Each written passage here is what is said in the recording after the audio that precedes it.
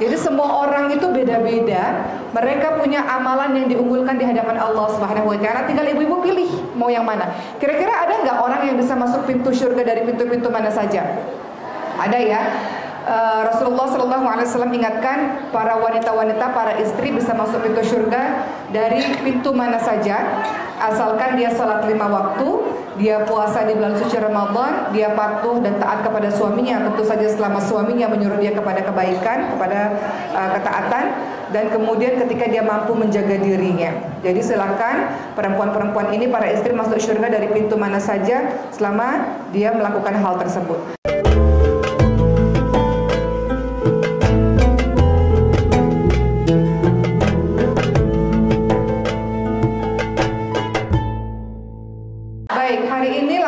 Saya akan membahas mengenai bagaimana caranya agar kita masuk ke surganya Allah Subhanahu wa taala. Tentu saja tidak mudah.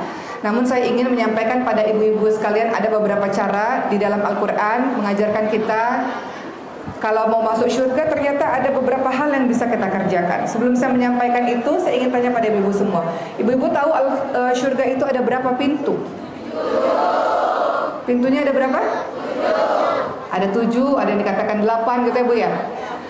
Apa saja pintu-pintu surga itu yang ibu-ibu semua tahu? Pintu memasuki surga tadi apa aja? Lewat jalur ibadah apa saja maksudnya? Sholat, puasa, sedekah, terus? Oke, hari ini kita bahas dulu. Ada banyak sekali pintu-pintu di dalam surga yang dimasuki oleh orang-orang yang punya ibadah yang diunggulkan. Kita semua punya ibadah-ibadah yang kita unggulkan, ya Bu ya. Kita menjalankan ibadah-ibadah itu, namun ada ibadah-ibadah yang diunggulkan. Ada orang yang ibadah-ibadah wajibnya dikerjakan, tapi paling unggul amal ibadahnya adalah sedekah, dia ahli sedekah gitu.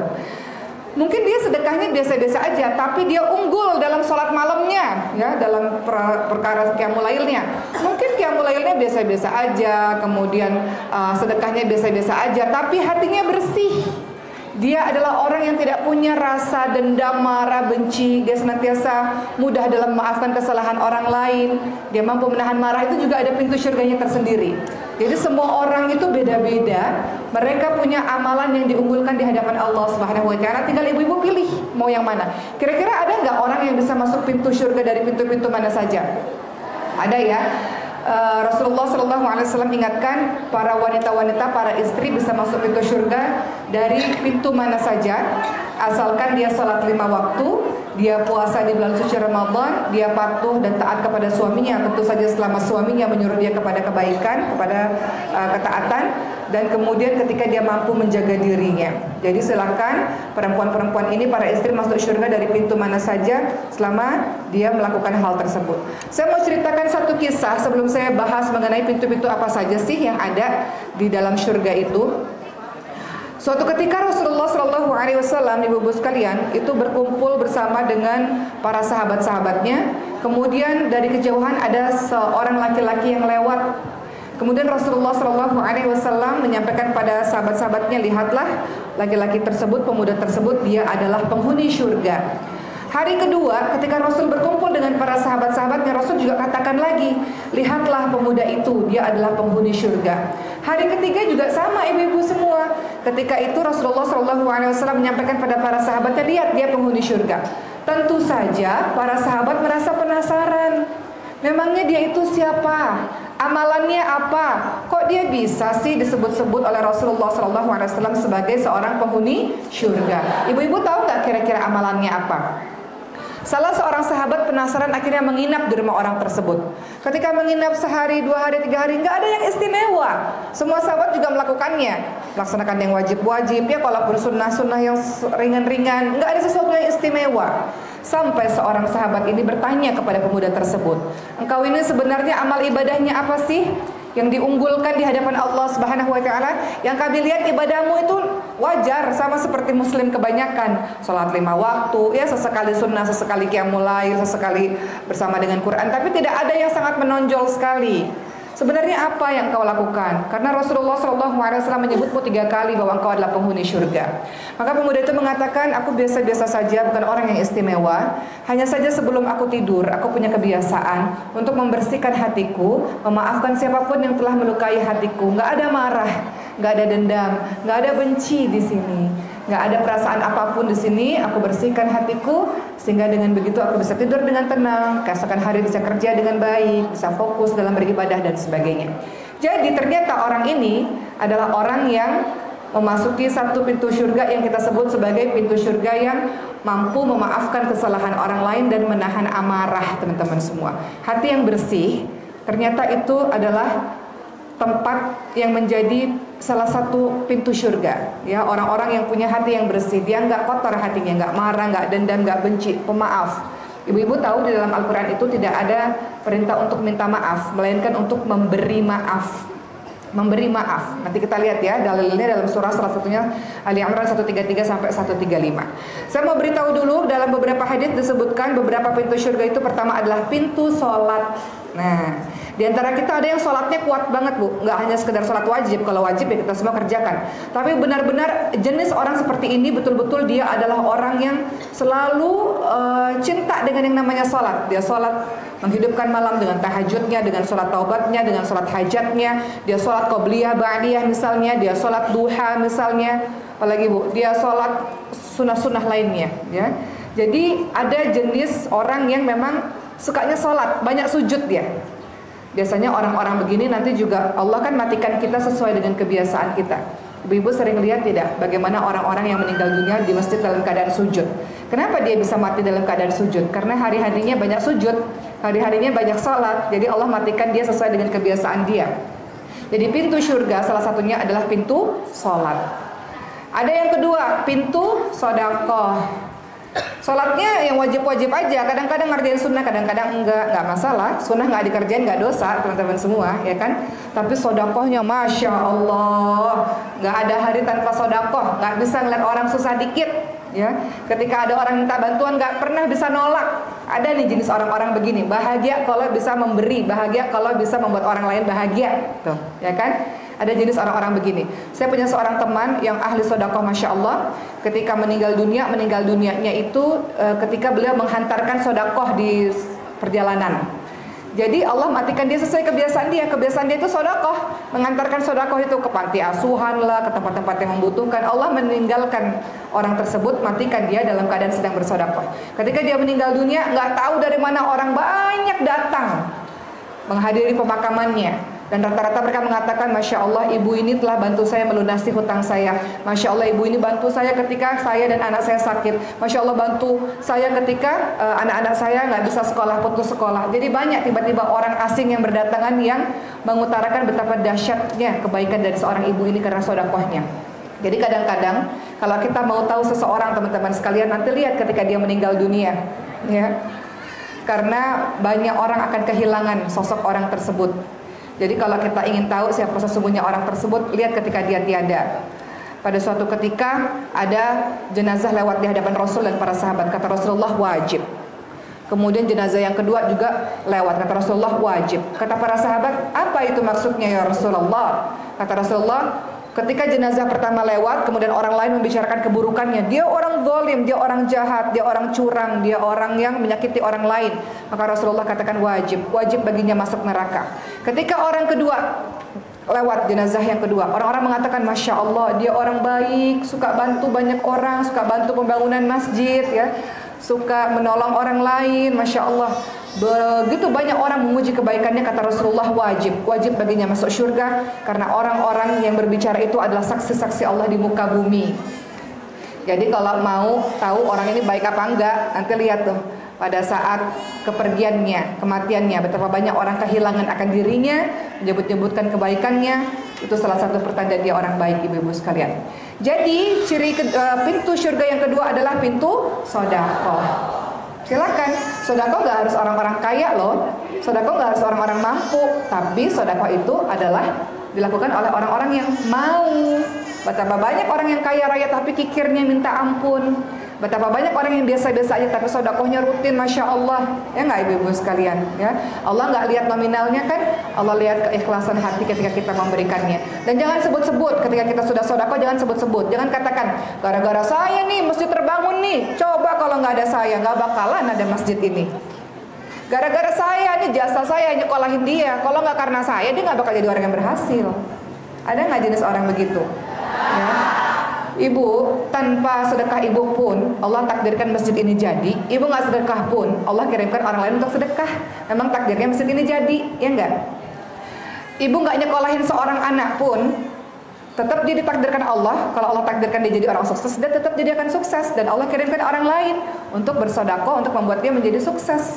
Jadi bukan gara-gara kita, bukan gara-gara kita akhirnya dia menjadi sukses, sebuah bangunan menjadi bangunan yang indah, bukan gara-gara kita. Jadi jangan pernah menyebut-nyebut pemberian yang kita lakukan, kebaikan yang kita lakukan kita lupakan. Tapi kalau orang lain berbuat baik pada kita, kita ingat sepanjang masa dan kita balas dengan balasan yang lebih baik, gitu.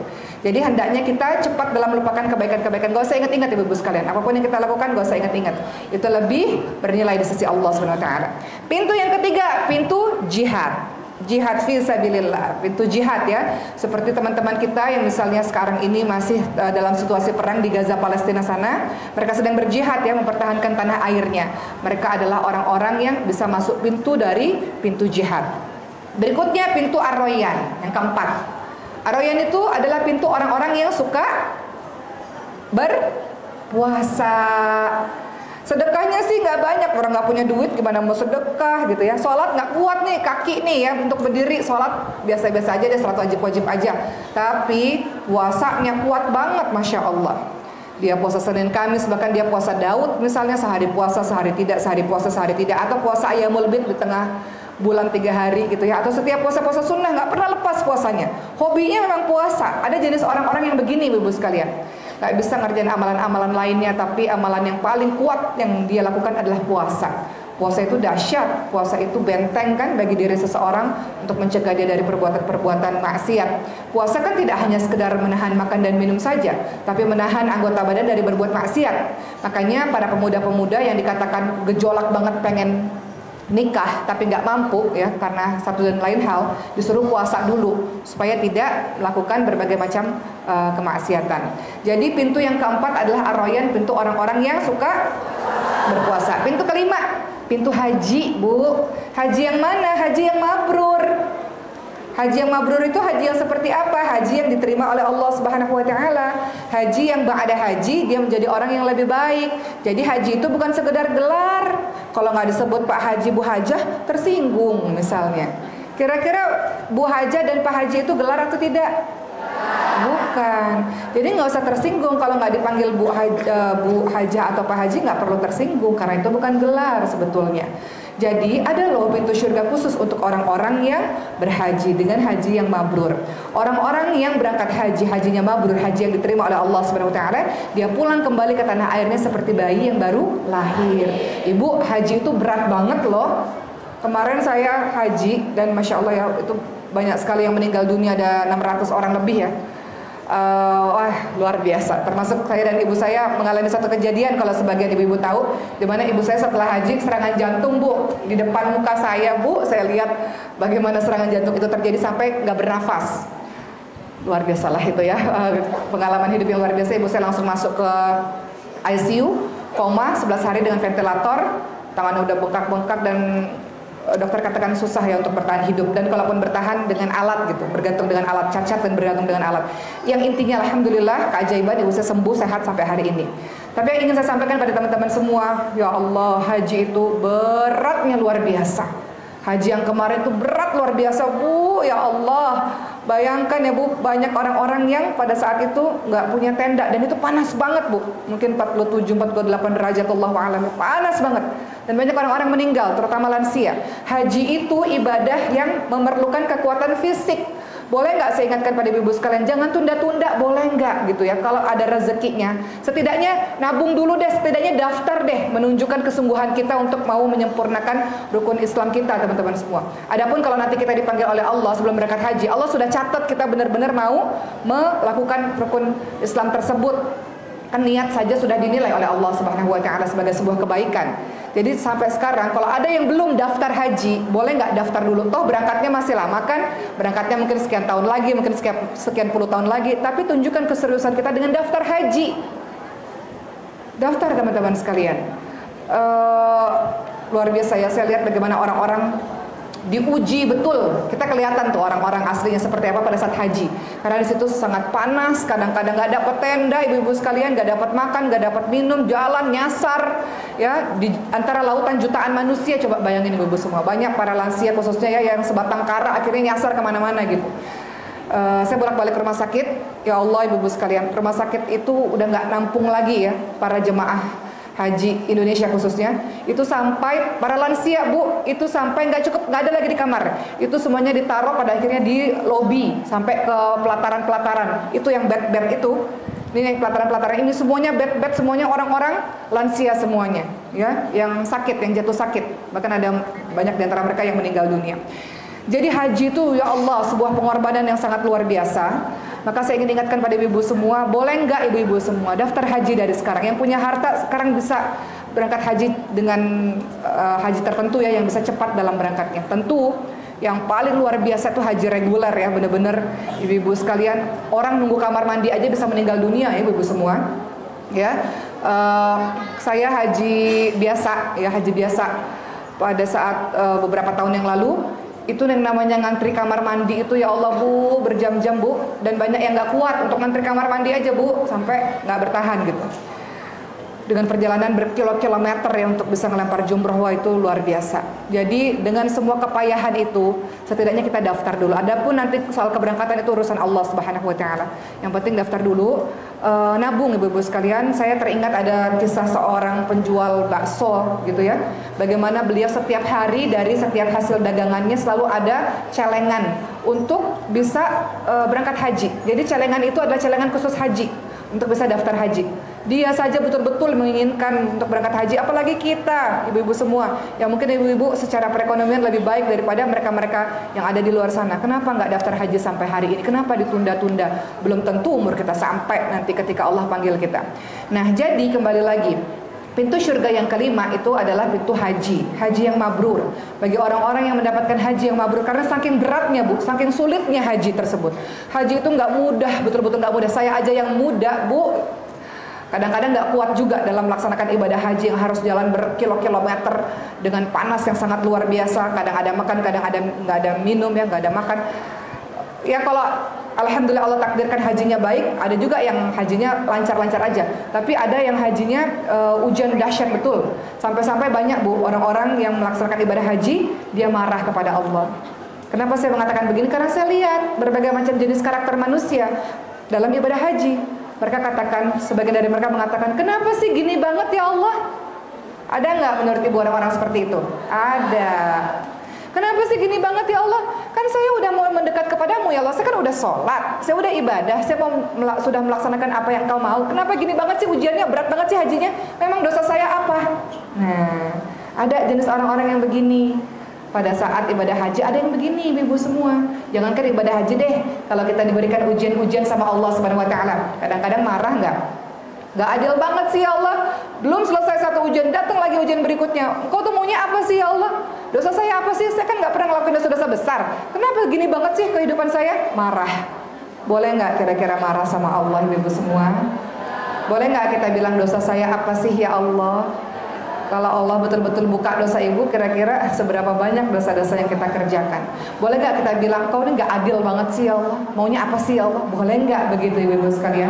Makanya ada jenis orang ketika diberikan ujian tuh ada 4 tingkatan orang. Tingkatan pertama dia tuh marah-marah, nggak terima. Ibu-ibu, kita ini kan katanya beriman sama takdir Allah. Beriman sama takdir Allah tuh caranya gimana sih? Menerima apapun yang Allah berikan kepada kita, semua yang terjadi atas izin dari Allah. Apapun itu yang terjadi kepada diri kita atas izin dari Allah, itu namanya menerima, beriman kepada takdir Allah. Jadi jenis orang pertama marah-marah. Jenis orang kedua adalah orang-orang yang sabar. Dia mampu melakukan apapun tapi dia tahan, tidak menampakkan kemarahannya atau kekecewaannya, dia tahan, itu sabar. Orang ketiga ridha, nggak sakit sama sekali, terserah engkau ya Allah, apapun yang kau takdirkan kepadaku semuanya adalah baik ya Allah, itu ridha. Ciri orang yang paling hebat, yang luar biasa adalah bersyukur. Ada nggak? Lagi sedih-sedih malah bersyukur? Siapa yang begitu? Orang-orang di Gaza, Palestina, lihat. Pernah nggak Bu, dari semua video yang Ibu lihat sampai hari ini nih, udah 100 berapa hari nih, sudah 27.000, 28.000 orang-orang yang mati syahid. Pernah nggak Ibu lihat di video-video yang berseliweran di sosial media? Kenapa gini banget sih ya Allah? Kan kami orang-orang yang ngafalin Quran. Ibu tahu di Gaza, Palestina itu satu family, minimal satu anggota keluarga penghafal Quran. Makanya Quran itu jadi penguat bagi mereka. Ada nggak mereka bilang, ya Allah, kenapa sih? Kenapa nggak adil banget sama kita sih ya Allah? Kami ini orang-orang yang ngafalin Quran, kami orang-orang yang jaga Masjidil Aqsa. Kenapa gini banget? Kenapa ya Allah kau ambil ibuku? Kenapa? Ada nggak perkataan kenapa itu? Perasaan nggak pernah lihat ya video-video begitu? Yang ada adalah selain mengucapkan kalimat-kalimat tentang Allah, ya Allah, sedih sebagai manusia biasa, ya Allah. Apalagi berikutnya, alhamdulillah. Mereka kan sering menguatkan satu sama lain kan? Alhamdulillah dia syahid, dia hidup di sisi Allah Subhanahu wa taala. Kuat anakku, kuat wahai anakku, kuat wahai ayahku, kuat wahai saudaraku. Mereka sudah syahid semua, kita akan mati. Namun mereka sudah dijamin masuk syurganya Allah Subhanahu wa taala. Alhamdulillah loh yang keluar dari lisan mereka. Benar gak? Jenis keimanan seperti apa ini sampai orang-orang pada akhirnya, orang-orang di luar sana yang tinggal di negara minoritas Islam terinspirasi. Bener kan? Dengar kan berita-berita itu? Kok ada ya? Ditimpa kesakitan yang bertubi-tubi, rumahnya habis, keluarga semuanya nggak ada, makanan minuman susah sampai hari ini. Kok ada ya jenis orang-orang yang justru bersyukur dan berterima kasih dengan semua keadaan ini, masih terus berprasangka baik kepada Tuhannya. Itu kan kata orang-orang barat sana. Penasaran kan mereka, sampai mereka akhirnya beli Quran, baca terjemahannya. Akhirnya banyak yang memeluk Islam dikarenakan teman-teman kita di Gaza, Palestina. Gak semua orang, teman-teman semua punya tingkat keimanan yang berterima kasih kepada Allah atas ujian yang diberikan kepadanya. Alhamdulillah. Makanya kalau kita diberikan ujian, kita dikatakan lebih baik kalau kita mengucapkan alhamdulillah ala kulli hal. Segala puji bagi Allah untuk semua keadaan. Karena semua takdir Allah itu adalah baik. Semua yang Allah berikan kepada kita adalah baik. Memangnya ada ya takdir buruk? Nggak ada. Takdir buruk itu nggak ada. Yang buruk adalah pikiran kita. Semua yang Allah berikan itu adalah baik. Makanya teman-teman lihat dalam surah Al-Baqarah ayat ke-216. Saya sering kali ulang-ulang ayat ini karena sebenarnya ini ayat favorit saya, Bu. Dalam perjalanan kehidupan kita kan kita nggak selamanya bahagia.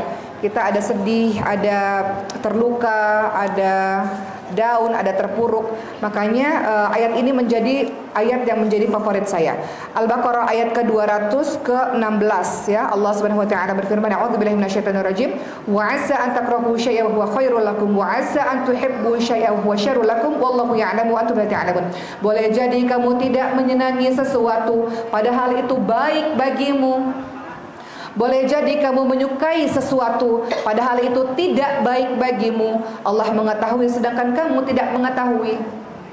Jadi ternyata Ibu sekalian selalu ada hikmah dari setiap kejadian. Jadi kira-kira kalau terjadi apa-apa dalam kehidupan kita perlu marah-marah enggak? Enggak.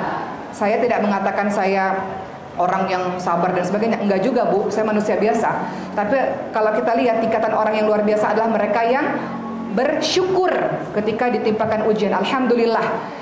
Bahkan sama orang yang nyakitin kita, alhamdulillah gara-gara kamu saya belajar sabar, saya belajar kuat, saya belajar gak bergantung sama kamu, saya belajar bahwa bergantungnya hanya sama Allah saja, gitu ya Bu. Seorang istri pernah bercerita kepada saya, alhamdulillah di poligami, kata beliau. Karena dengan dipoligami, kata beliau, saya tahu bahwa saya bergantungnya sama Allah aja. Dulu cintanya sama suami 100%, lupa sama Allah. Sejak dipoligami, cinta sama Allahnya yang 100% katanya ya. Karena tahu bahwa semua titipan saja, bahwa semua suaminya bukan miliknya seorang gitu. Selalu apapun lah, berbagai macam kisah teman-teman semua yang akhirnya membuat kita berterima kasih atas semua apa yang sudah Allah takdirkan kepada kita. Itu tingkatan yang luar biasa tuh. Ketika sudah sampai pada tingkatan berterima kasih kepada Allah. Alhamdulillah, makasih ya Allah.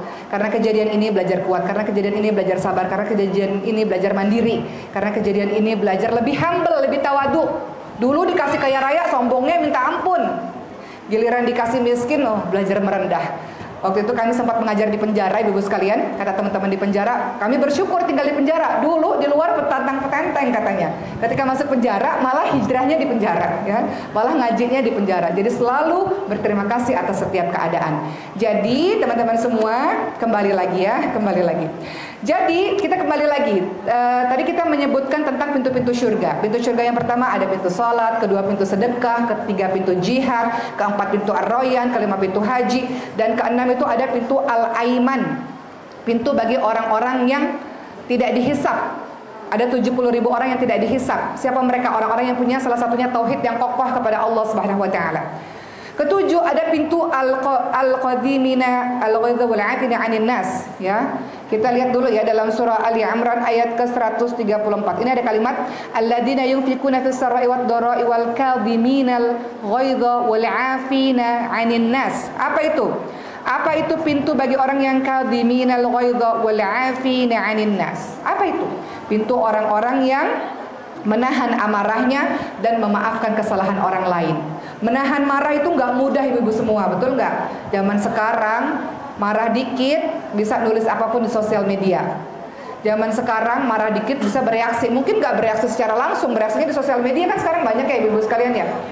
Orang-orang yang cepet banget bereaksi. Sekarang zaman-zaman mau mendekati pemilu, beda pilihan calon presiden aja bisa jadi pertengkaran yang luar biasa. Yang satu saling mencela dengan yang lainnya. Kita nggak begitu ya ibu sekalian ya. Kita punya pilihan kita masing-masing dan itu adalah hak kita untuk memilih. Dan nggak ada orang yang boleh mencela pilihan kita dan nggak boleh kita mencela orang lain juga teman-teman semua.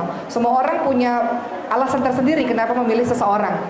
Jadi kita menghormati satu sama lain. Jadi kembali lagi, pintu surga yang ketujuh adalah pintu dia mampu menahan marah. Kata Rasulullah, orang yang paling kuat itu bukan orang yang pandai bergulat, tapi orang yang pandai menahan amarah. Makanya Rasul bilang, kalau mau nikah, ada seorang wanita bilang, ya Rasul, ada dua orang meminang saya.